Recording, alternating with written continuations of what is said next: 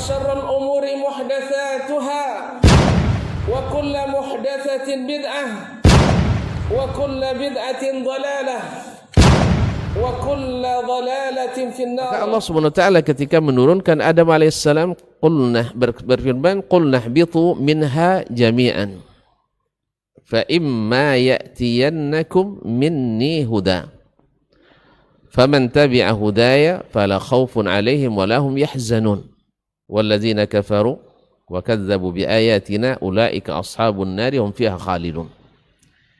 Kami katakan, turunlah kamu semuanya ke bumi. Maka apabila datang kepada kalian petunjuk dariku, jadi petunjuk dari Allah yang Allah turunkan, faman tabi'a hudaya fala khaufun 'alaihim wa lahum yahzanun. Siapa yang mengikut petunjukku tidak perlu takut dan tak perlu khawatir. Di surat Al-A'raf dengan redaksi yang lain, famanittaba'a hudaya fala yadhillu wa la yashqa.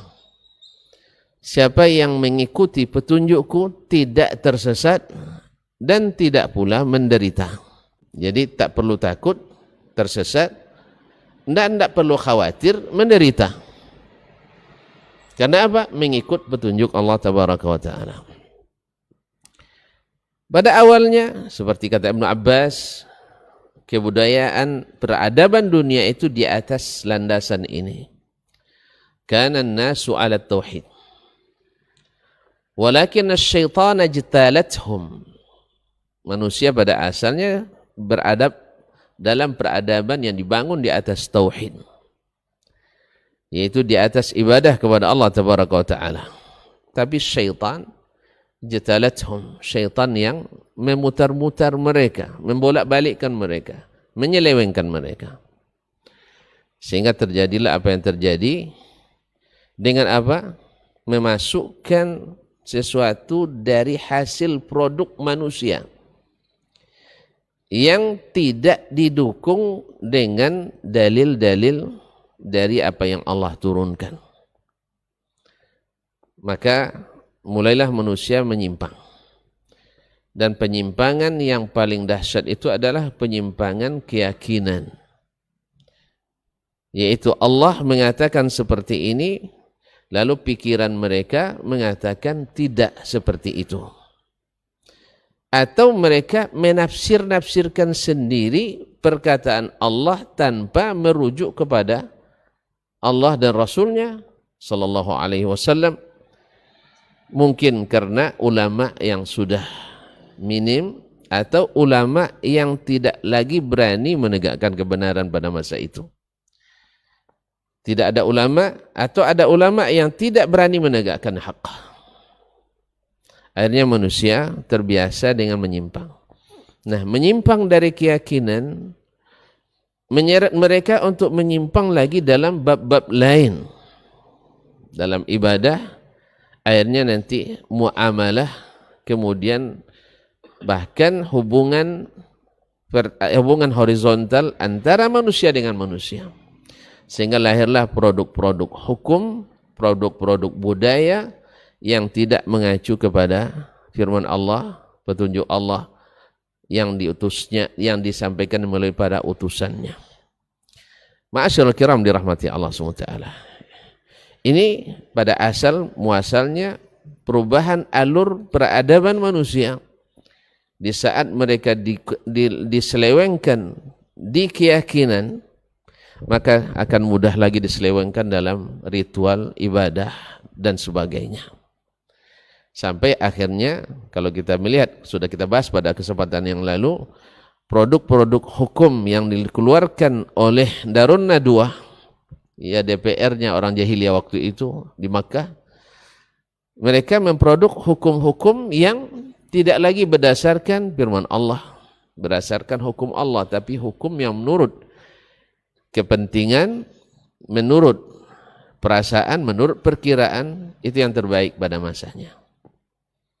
Mereka mau taati aturan yang sudah ditetapkan, bahkan bulan pun dimajukan dan dimundurkan. Ada disebut innaman nasi'u ziyadatun. fil kufr. Sesungguhnya melambatkan bulan ini, hari bulan itu adalah menambah kekufuran. Maka kaum muslimin dan muslimat, para pendengar, para pemirsa yang dirahmati Allah, bergeser peradaban manusia dari peradaban yang mesti dibangun di atas visi dan misi kehidupan utama kepada peradaban yang hanya mengacu kepada kepentingan duniawi semata. Nah, semakin jauh peradaban itu maka semakin lemah. Maka alhamdulillah kita sudah merasakan di saat Nabi SAW dalam waktu yang sangat singkat, menurut para pakar dan ahli, kalau antum membaca pengakuan para orientalis, misalnya Bernard Shaw ataupun Michael H.R. mengatakan bahwasanya tidak ada seorang yang berhasil menegakkan pilar-pilar peradaban dunia dan akhirat sesingkat dan seteguh dan sehebat yang dilakukan oleh Nabi kita, oleh Muhammad sallallahu alaihi wasallam. Maka kita perhatikan bahwa Nabi alaihi salatu wassalam selalu membangun peradaban ini di atas pilar yang kokoh, yaitu dengan bahan-bahan yang original dan asli. Ketika orang-orang Quraisy meminta kepadanya untuk diganti ayat ini dengan ayat lain, dia bilang, itu bukan urusan saya mengganti dan dengan ayat lain. Dan ketika mereka meminta segala sesuatu ini dan itu, dia katakan, in attabi'u illa ma yuha ilayya. Saya tidak mengikut kecuali yang diwahyukan kepadaku. Maka dengan inilah Nabi membangun peradaban baru yang sebenarnya inilah yang asli. Nabi ingin mengembalikan peradaban yang dibawa dulu oleh Nabi Adam alaihissalam, yang dibangun di atas tauhid, sampai ada penyelewengan di masa Nabi Nuh sehingga diutuslah Rasul pertama. Nabi ingin mengembalikan itu. Ternyata memang masalah utamanya adalah di keyakinan. Mereka rusak di keyakinan bahwasanya aturan bukan harus Allah semua yang atur. Ini masuk kerusakan mereka.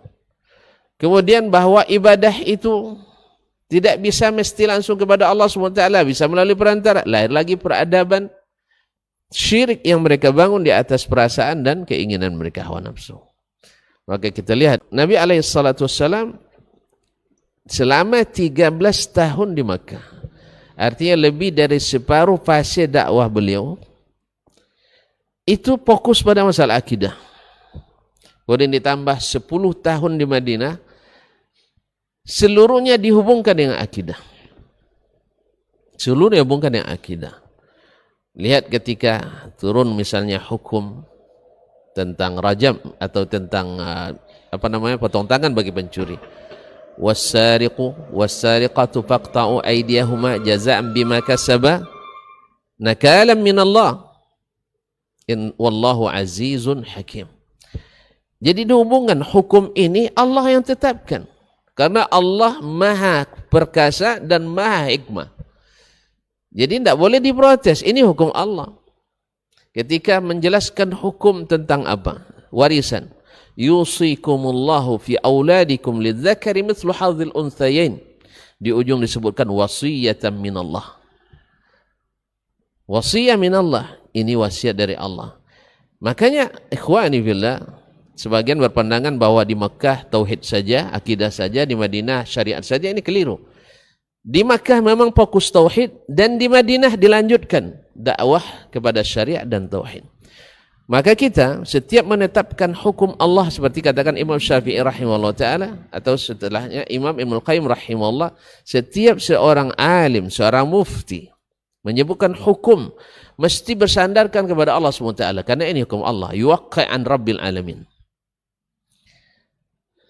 Oleh itu Nabi SAW mendakwahkan kalimat ini, tauhid ini, menyatukan ibadah hanya karena Allah, kemudian menyatukan ikutan hanya kepada Rasulullah SAW, Untuk apa?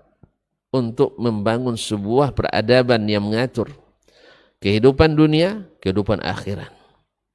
Jadi bukan hanya sekedar mengatur di masalah dalam masjid, tidak, tapi mengatur seluruhnya.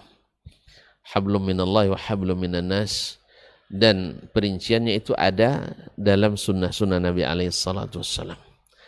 Nah, inilah yang dibangun oleh Nabi SAW. Kenapa dikatakan Madinah? Karena Makkah gersang pada masa itu.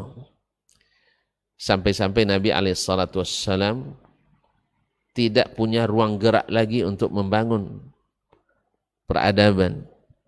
Ini juga bagian daripada dakwah, bahwasanya bila sempit bumi ini, pindah ke bumi yang lain. Tidak ada uzur bagi da'i. Tidak bisa berdakwah di sini, dia mesti berdakwah di tempat lain. Tidak ada istilah gantung sorban. Nabi SAW yang tidak bisa di kampung halamannya sendiri, karena memang harus merubah keyakinan-keyakinan lama, merubah kebiasaan-kebiasaan lama, merubah ritual-ritual lama, walaupun menurut pandangan mereka ini baik, dan menurut mereka sangat bermanfaat, dan menurut mereka tatanan masyarakat yang ada sudah aman dan nyaman, stabilitas sudah terjamin. Tetapi ternyata di mata Allah ini peradaban rusak yang harus dikembalikan kepada risalah pertama, yang dengannya Allah SWT ciptakan langit dan bumi. Wa ma khalaqtul jinna wal insa illa liya'budun. Nah, inilah peradaban, sehingga peradaban yang dibangun oleh Nabi dari Madinah. Nah, peradaban ini Nabi pastikan akan sampai kemanapun, sampai siang dan malam, dan akan ada fase-fase yang harus dihadapi, dan pada akhirnya peradaban inilah sebagai akhir dari sebuah peradaban. Tidak seperti yang dikatakan orientalis Fukuyama misalnya, bahwa demokrasi adalah akhir sebuah peradaban. Alhamdulillah sudah terlihat borok-borok demokrasi itu, bahwa dia bukanlah sesuatu yang punya asbabul baqa seperti yang ada pada peradaban Islam. Tetapi memang sebuah fitrah yang sudah Allah tetapkan, atau sunnatullah, bahwasanya untuk menegakkan sesuatu kebenaran itu perlu usaha dan pengorbanan, perlu kesabaran dan ketabahan.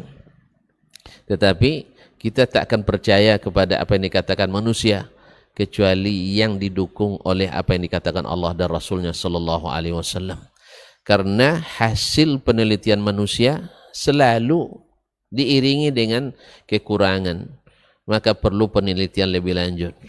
Dan segala apa yang Allah dan Rasul tetapkan selalu dimulai dengan tidak ada keraguan padanya, dan diiringi dengan berlindunglah kepada Allah SWT daripada segala kesesatan dan godaan syaitan.